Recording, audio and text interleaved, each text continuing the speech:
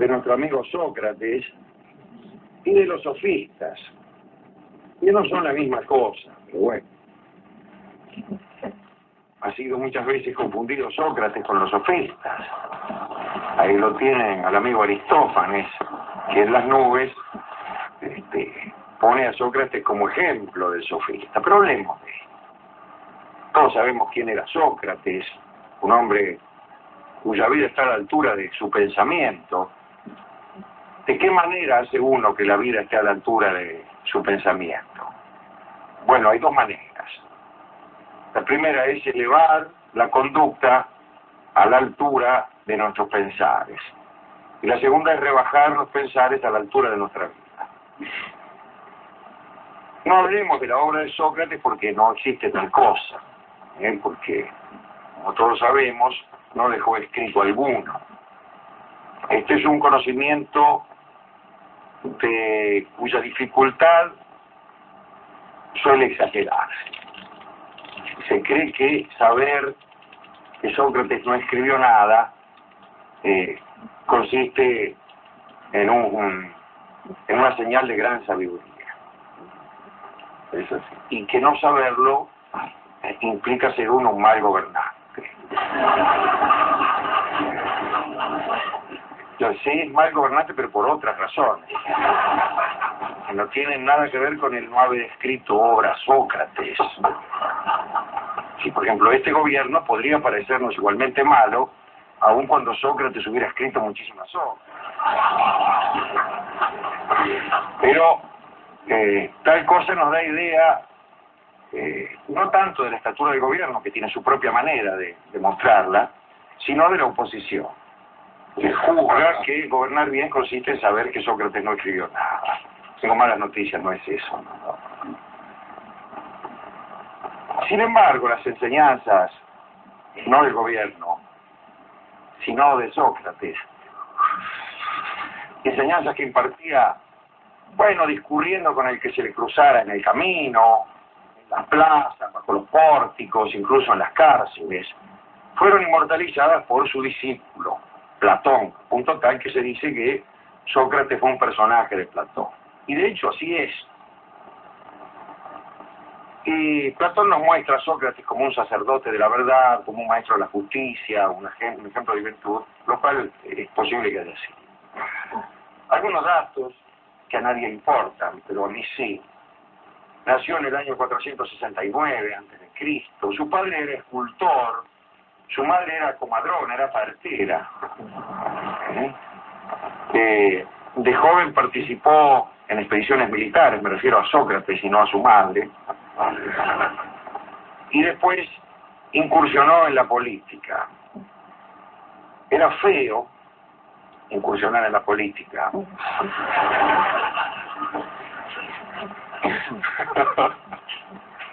Era feo, Sócrates era feo, pero es una pena. Y es por eso que no se han hecho vidas de Sócrates en Hollywood. Porque a sujetos como Mel Gibson no le iba el personaje. No le iba el necesitaban un feo. Y actores feos solamente argentinos hay.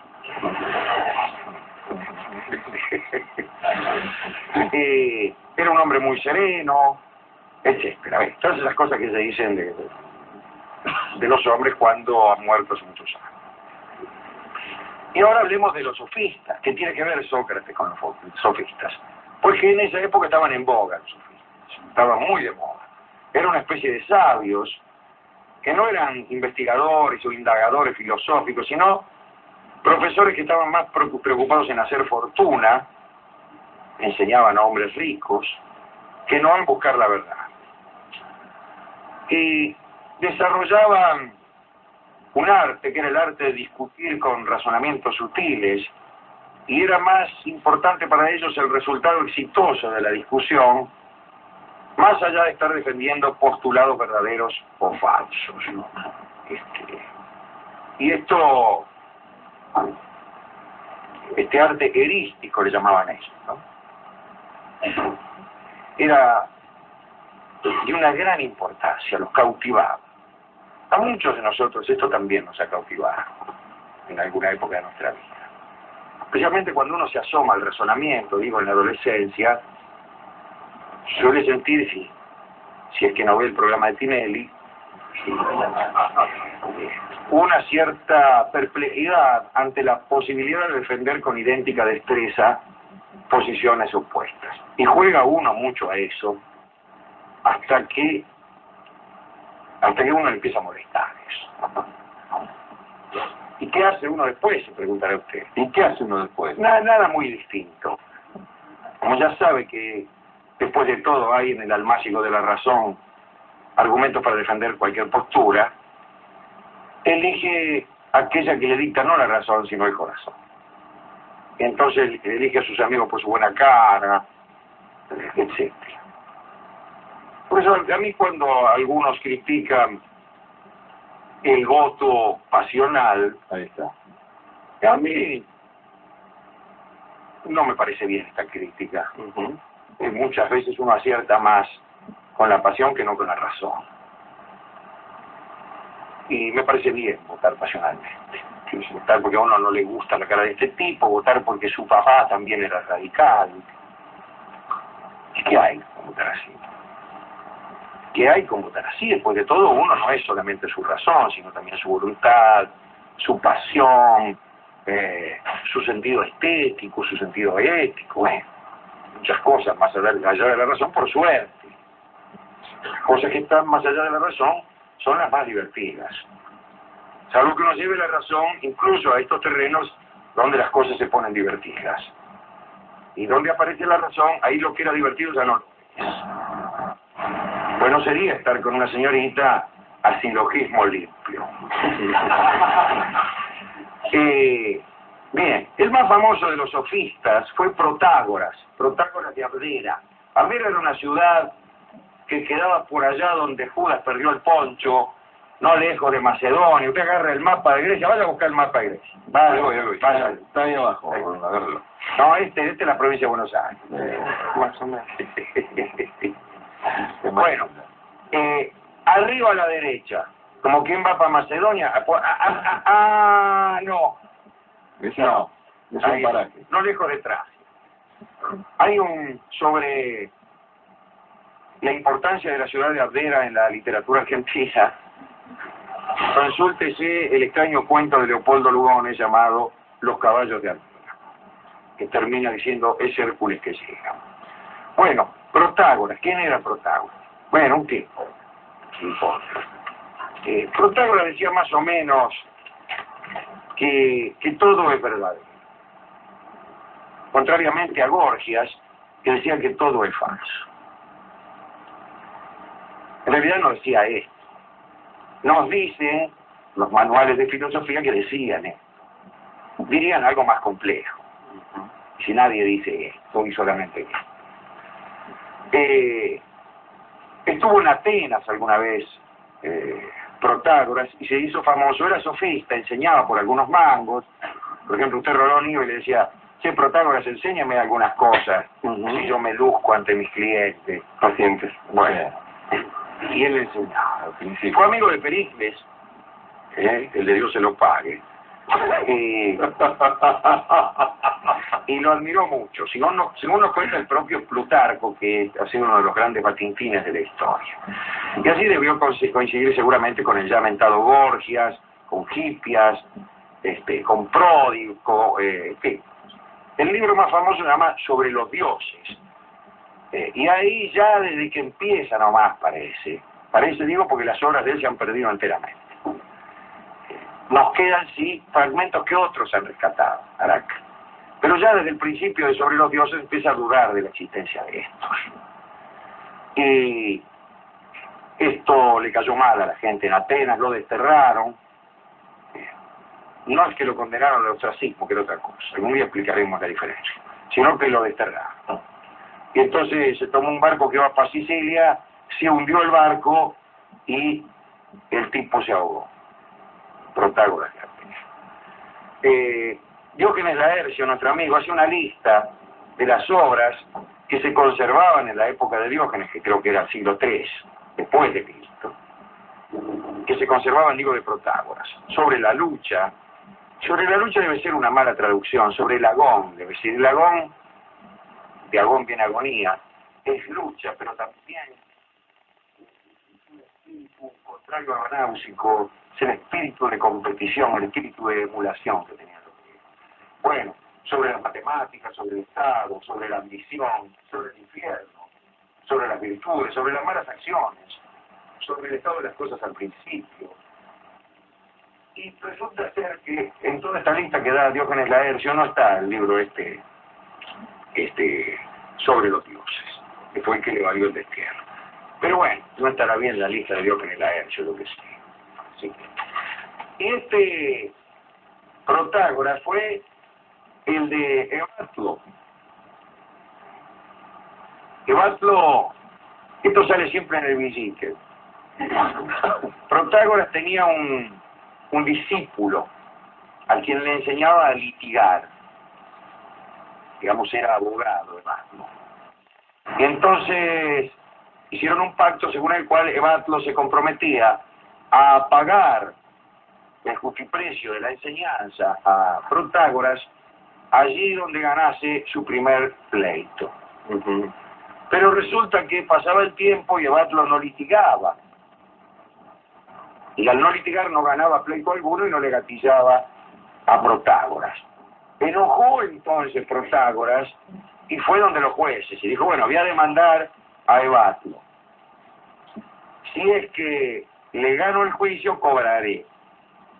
Pero si lo pierdo, también cobraré, porque este será el primer juicio que Evatlo ha de ganar. Y Evatlo le dijo, minga, pues que si yo te gano el juicio, no te pagaré. Y en cambio, si tú me lo ganas, tampoco, porque entonces no habré ganado yo juicio de alguno. En estas cosas inútiles, por no decir otra cosa, gastaban su tiempo los sofistas. Gorgias, la logomaquia le llamaban, ¿no? Esta batalla de palabras, juegos de palabras tramposos, y se llaman sofismas precisamente, ¿no? De Gorgias se sabe que nació en Leontini, se sabe un poco más que de Protágoras de Abdera, del cual no se sabe nada en realidad. Escribió y se conserva casi entero el texto del elogio de Helena de Troya, ¿no? La defensa de Palamedes, y también escribió Peritou Meontos Perefiseos, que uno que es del interior, si usted, claro, sabe que es sobre el ser o sobre la naturaleza, una de dos. Y a mí me gustaba esto que decía Gorgias. Dice, nada existe. Eso tenía que nada era verdadero, pero que además nada existía. Nada existe. Si algo existiera, sería incognoscible. Y si algo existiera y fuera cognoscible, sería incomunicable. Así que con eso le digo todo. Agregaba Gorgias y se iba con paso de murga. Tampoco tenía buena prensa Gorgias con Aristóteles. Así como nombra a Sócrates en las nubes, lo nombra a Gorgias en las aves y lo nombra junto a Filipo. Dice los Gorgias y los Filipo. Filipo no refiriéndose al rey de Macedonia, sino a un conocido psicofanta. ¿Y qué eran los psicofantas? Se preguntarán ustedes, desesperados. Bien. Los psicofantas eran unos delatores profesionales. Alcahuete. Alcahuete. En cierta época estaba prohibido en Atenas exportar higos. ¿Me entendés lo que te digo? ¿Me entendés lo que te digo? Exportar higos y tampoco higueras. ¿Por qué? Preguntarán ustedes. Lo digo yo al ver que no lo preguntan, lo digo yo. Bueno, del mismo modo que estaba prohibido sacar la seda de la China. Ajá. La seda no podía sacarse de la China. Que la trajo al final un monje dentro de una caña a Bizancio. Sí. Pero no dejaban. Porque la hacemos nosotros. Bueno, en Atenas más humildes eran los higos. Digo yo sí que es mentira, pero no importa. No tiene que ver una era lindo. Pero que era nacional. No, era cierto que estaba prohibido exportar higos. No me pregunten por qué, porque no lo sé. No es que no se sepa, como decía yo el otro día, no lo sé yo. Pero sí, al que exportaba higos se lo podía delatar. Y los delatores, los que revelaban esta incivil conducta de exportar higos, se llamaban psicofantas. Y después, por extensión, a todo delator se la llamó psicofanta. Y algún día hablaremos también de eso, porque había distintas maneras de delación. Distintas maneras, que se llamaban grafe, endequis, apagoge, facis. Distintas maneras de delatar, que tenían nombre. Distintas formas de buchonear y de alcahuetear. Prole se llamaba una manera de delatar. Que eran, por ejemplo, por escrito, por intermedio de terceros, por abajo de la puerta, qué sé yo. Bien. Con la mano acá.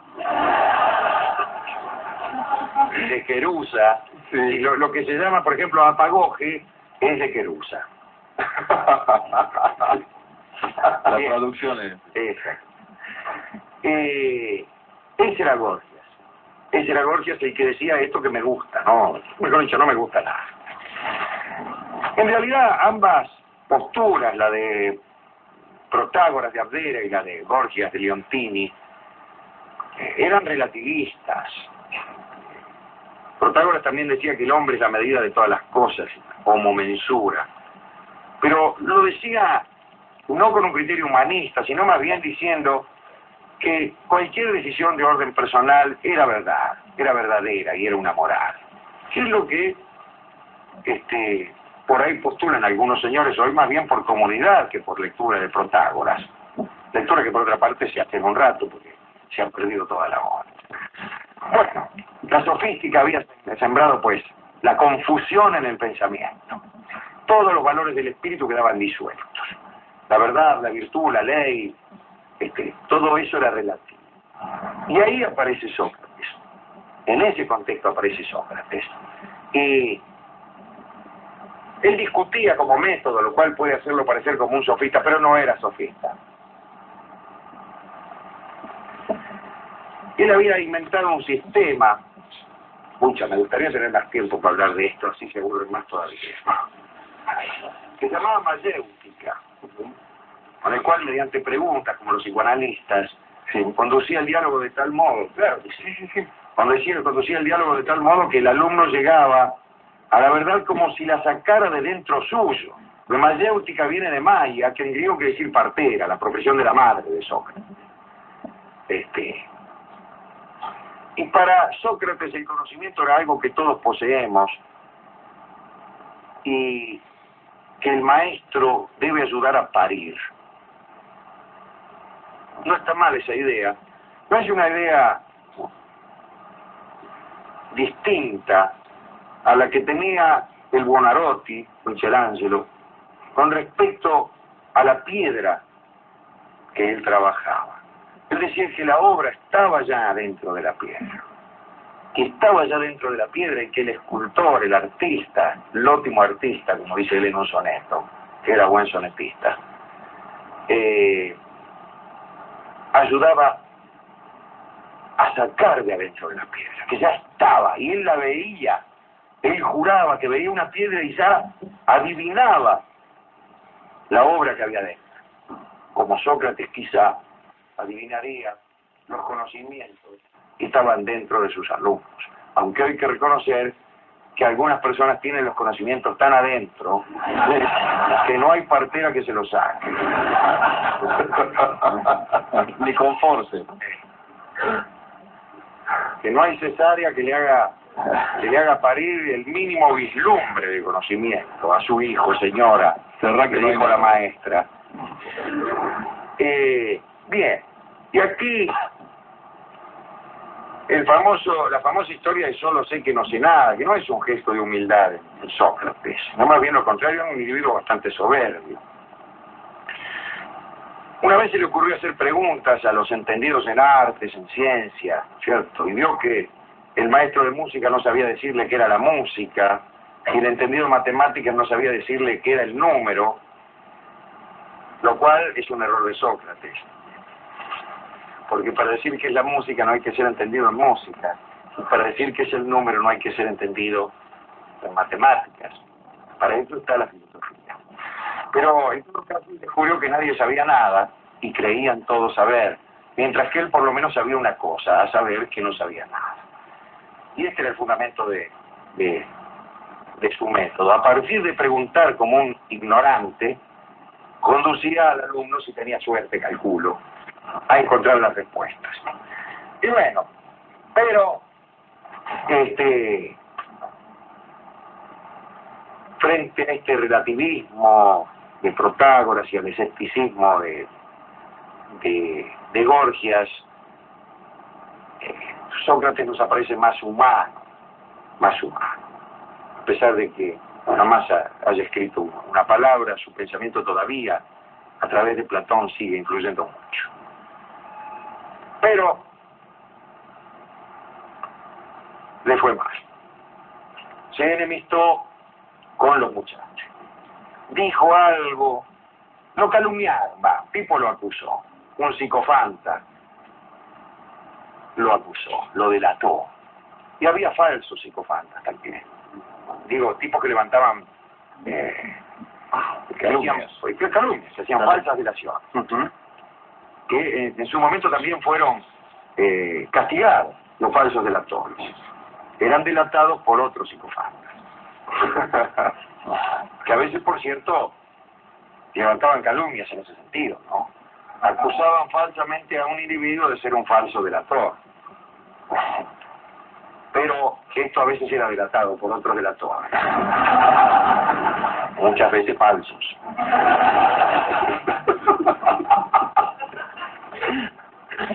El caso es que lo acusaron de negar a los dioses y de corromper a la juventud. Lo hicieron comparecer ante los 501 jueces, que lo combinaron a cambiar de parecer. Bueno, esto se puede leer y es una novelita hermosa. Platón escribía muy bien, contrariamente a lo que sucede con algunos filósofos franceses. Y esto está bien contado ahí, no como acá.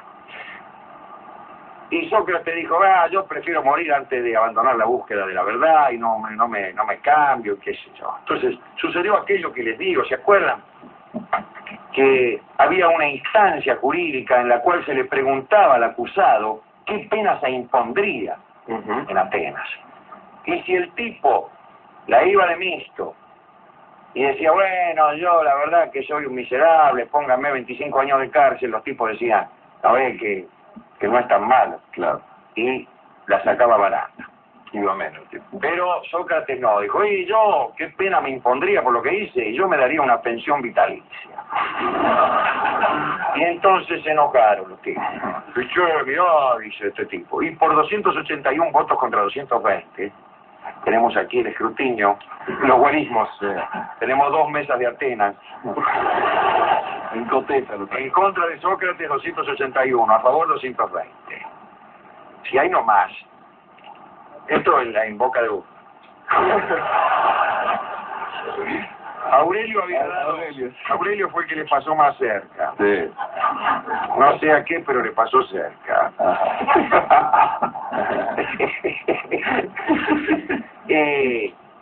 Y bueno, lo condenaron. Y un amigo le dice cuando salía, dice, qué condena tan injusta. Y Sócrates, que seguía jorobando, dijo, ¿y qué hubieras preferido? ¿Que me condenaran justamente? Y el amigo dijo, no, mira este tipo las cosas que dice. Rechazó la fuga de la cárcel, y un amigo, no se sabe si el mismo, preparó sobornando a los guardias, y no quiso desobedecer las leyes aun cuando éstas fueran injustas con él. Y a los 40 días de su condena dirigió el último discurso a sus discípulos acerca de la inmortalidad del alma. Mire, él que parecía haber negado a los dioses. Claro, había negado a aquellos dioses, que muchos no tenían que ver con la inmortalidad del alma. Bebió la cicuta y crepó. Por el año 399 antes de Cristo, y así murió Sócrates, que no fue sofista. Y así eran las cosas en aquella ciudad de Atenas, que como tantas comunidades de la antigüedad gozaban con la discusión. Recuerden que en Alejandría todos eran teólogos aficionados. Recuerden que en Bizancio todo el mundo discutía teología y filosofía a punto que suele decirse ahora una discusión bizantina.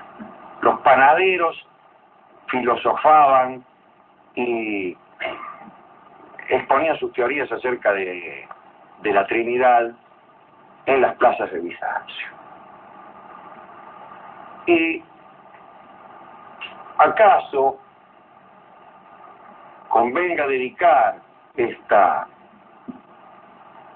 pequeña recorrida por aquel mundo de discusiones a aquellos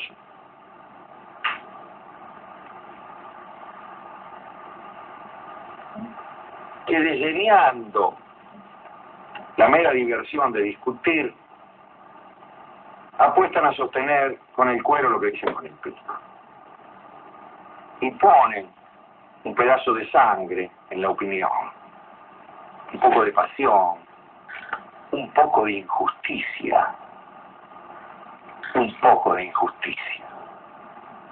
que no viene mal si es que esta injusticia es hija del amor. Siempre he preferido a los pecadores pasionales y benevolentes que no a los virtuosos cuya justicia es adamantina e inflexible y que no reconoce perdones ni benevolencias. No está mal dedicárselo a ellos. Y dedicárselo al pobre Sócrates, que a diferencia de los sofistas se las aguantaba. Pero ¿qué podemos dedicarle? Toda vez que es música criolla la que suele amueblar esta primera parte de nuestro programa. Es que hay sofistas aquí y quizás tenemos una milonga pico a pico de Alberto Merlo que cuenta la historia de dos paisanos sofistas que debe haberlos. Adelante, don Alberto.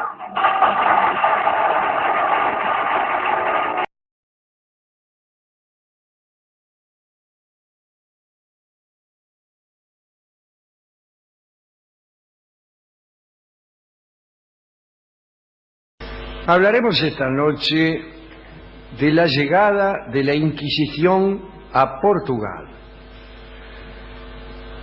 Y hablaremos porque la aparición de los tribunales inquisitoriales en Portugal ocurrió de un modo muy particular en dos sentidos.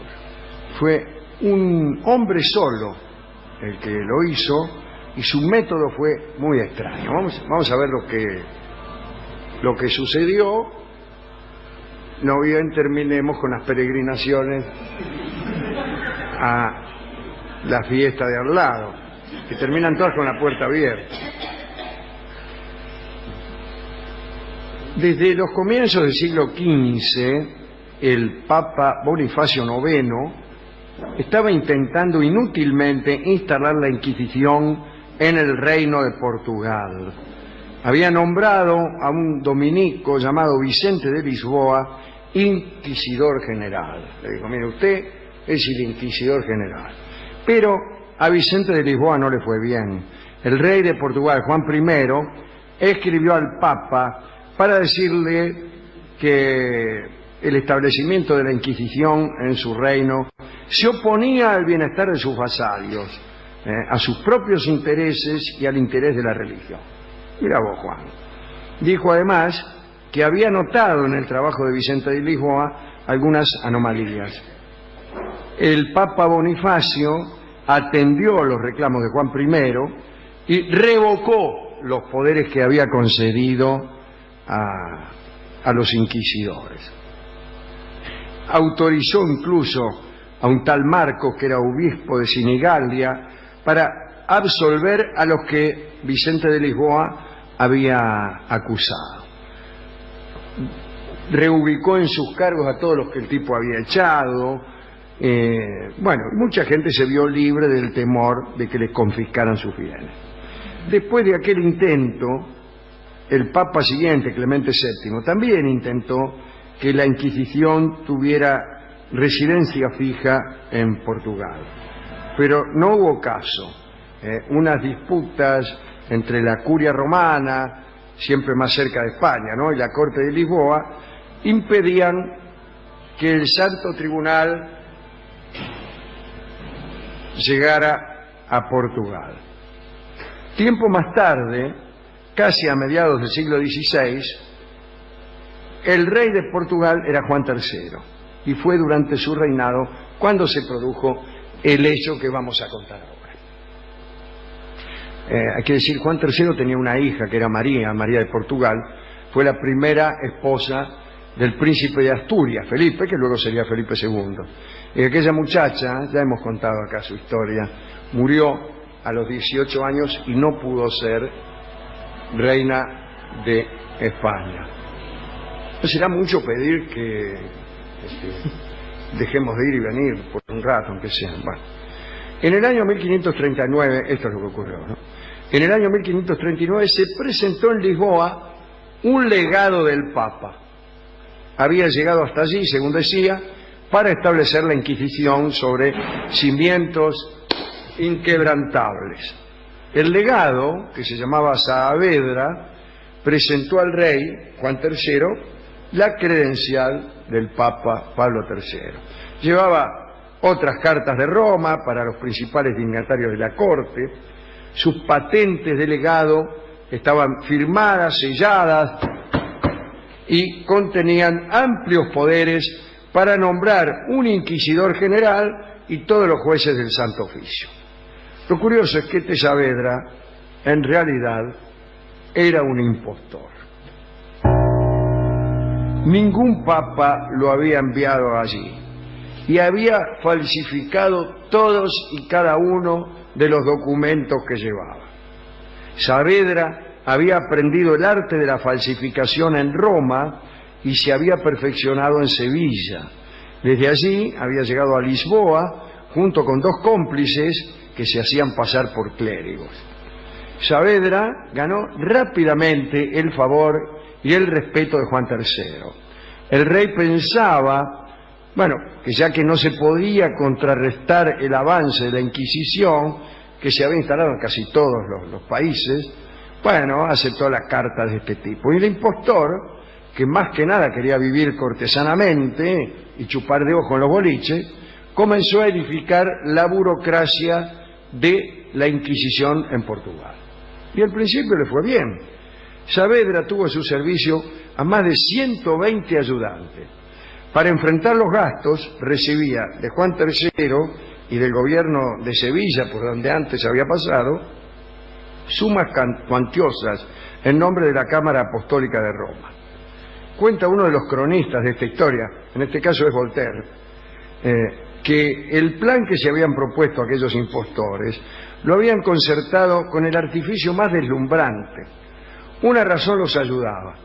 Un inquisidor nunca puede ser falso, del mismo modo que un asesino tampoco puede serlo. Y sucedió entonces que Saavedra, además de vivir bien, hizo lo que hubiera hecho la Inquisición, ser la Inquisición. La impostura de Saavedra residía solo en ser un hombre cualquiera que no había obtenido permiso de nadie, pero por lo demás hacía todo lo que un inquisidor debía hacer.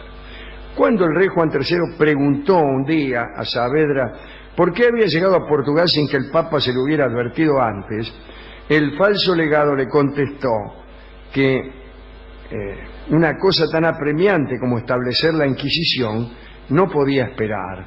Le dijo también que debía considerarse muy honrado de que directamente llegara un legado del Santo Padre. La cuestión fue que Saavedra nombró un gran inquisidor, envió a recolectar diezmos por todo el reino, además mandó a la hoguera, entre hazaña y hazaña, mandó a la hoguera a 200 tipos. Unos meses más tarde, el engaño se descubrió en Sevilla. El marqués de Vilanova de Bancarrota se llamaba, de Barcarrota había sospechado todo este asunto, empezó a preguntar en Roma, le dijeron que nadie había enviado a Lisboa legado alguno. El marqués Vilanova fue a buscar a Saavedra con 50 hombres armados hasta su casa. Lo atrapó y se lo llevó a Madrid. Hechas algunas investigaciones, se informó de todo a Juan III. Se hizo comparecer a Saavedra ante el arzobispo de Toledo. Y el arzobispo, asombrado por la audacia increíble del falso legado, lo condenó a ser azotado y a 10 años de galeras. Esta sentencia implicaba una muerte segura. En las galeras no se podía estar más que un par de años hasta morir. O morías de hambre, o apestado, o hundido por algún barco enemigo. Juan de Tavera envió la sentencia al Papa Pablo IV para que fuera confirmada. Y entonces sucedió otro hecho increíble. El Papa, orgulloso de que por fin se habían podido instalar los tribunales del Santo Oficio en Portugal, no confirmó la sentencia, sino que confirmó a Saavedra como legado papal en Lisboa. Pablo IV advirtió que no podía dejar de reconocer en la historia sucia de aquel bribón la mano de Dios y un milagro de su providencia. Y se citó para el caso un diálogo en el que participaba Jesús. Juan le dijo a Cristo: Señor, hemos visto a un hombre que no es discípulo vuestro, que expulsaba a los demonios del cuerpo en vuestro nombre, y hemos impedido que lo hiciera. Y Jesús respondió: no lo impidáis, porque el que hace milagros en mi nombre no dirá mal de mí, y el que no está contra nosotros, con nosotros está. Así que déjalo. En el año 1545 Saavedra fue absuelto y encargado de la Inquisición portuguesa. Cuando los españoles se establecieron en América, llevaron rápidamente allí a la Inquisición, y una de las primeras decisiones de Saavedra, ya legitimado, fue introducir en las colonias portuguesas de América los tribunales del Santo Oficio. Esta era la extraña historia de la llegada de la Inquisición a Portugal que quería contarles. Es extraordinaria, porque el tipo es un impostor, pero tan buen impostor que resulta confirmado en su cara. Esto debe llamarnos a la reflexión a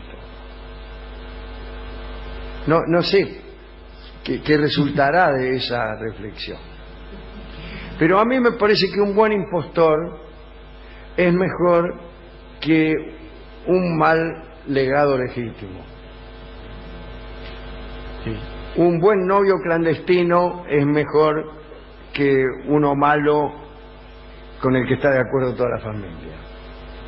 Así que busquemos la legitimidad no tanto en los sellos del Papa, sino en lo bien que uno realiza su trabajo. Bueno, en este caso el trabajo era un trabajo detestable, sí. Es el trabajo de inquisidor. Y encima después vino América. Sí, sí, es que todas esas comisiones inquisitoriales siempre tienen buena... siempre progresan, siempre van hacia adelante, tienen muchos postulantes. Y ser alcahuete es algo inherente a la condición humana que es muy tentador.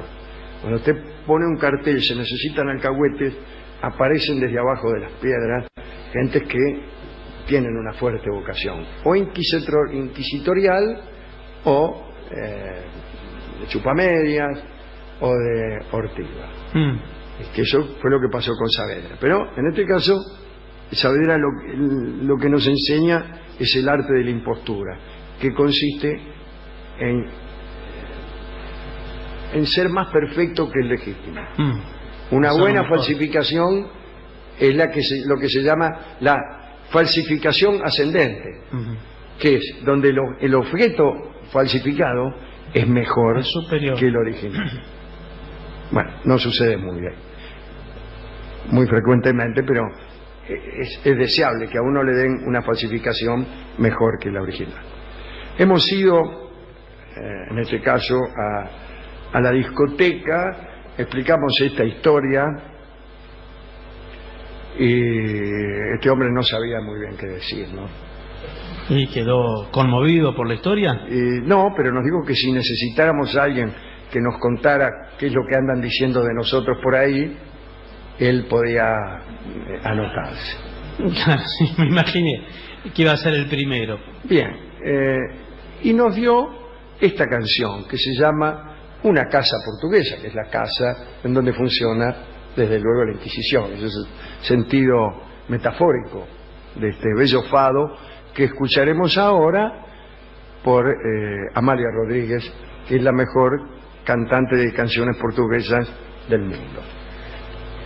Una casa portuguesa, ahora mismo. Adelante.